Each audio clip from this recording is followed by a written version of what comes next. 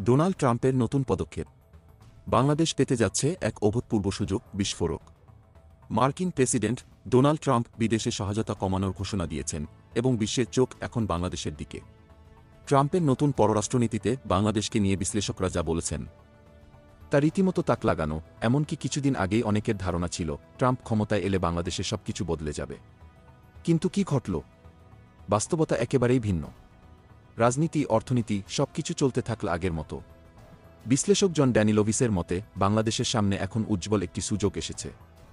আপনি জানেন কি, ট্রাম্প প্রশাসনের নতুন পররাষ্ট্রনীতি শুধু আমেরিকার জন্য নয়, বাংলাদেশও এর দ্বারা উপকৃত হতে পারে। ট্রাম্প সীমান্ত সমস্যা, অভিবাসন, বাণিজ্য এবং জ্বালানি নিরাপত্তা নিয়ে জোর দিয়েছেন।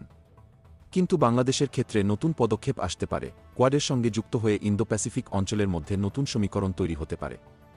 এদিকে দাভোসে বিশ্ব অর্থনৈতিক ফোরামের বার্ষিক সভায় যোগ দেওয়ার জন্য ডক্টর ইউনূস সেখানে উপস্থিত ছিলেন।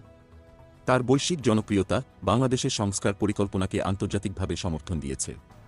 যুক্তরাষ্ট্রের কোয়াড পররাষ্ট্রমন্ত্রীরা একযোগে ঘোষণাও দিয়েছেন বাংলাদেশের গণতান্ত্রিক সংস্কারের প্রতি গুরুত্ব আরোপ করার সময় এসেছে।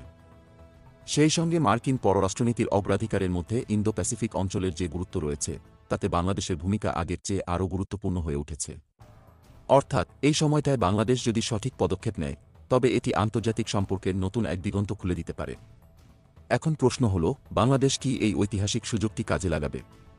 বিশেষ করে যখন ট্রাম্প প্রশাসন ও কোয়াডের নেতারা বাংলাদেশকে গুরুত্ব দেওয়ার কথা ভাবছেন, তখন কি দেশের রাজনৈতিক সংস্কারে নতুন মাত্রা আসবে? সব মিলিয়ে বর্তমান পরিস্থিতি দেখে বলা যায়, বাংলাদেশের সামনে একটি দুর্দান্ত সুযোগ রয়েছে। এখন এই সুযোগটি কাজে লাগানো বাংলাদেশ সরকারের উপর নির্ভর করছে।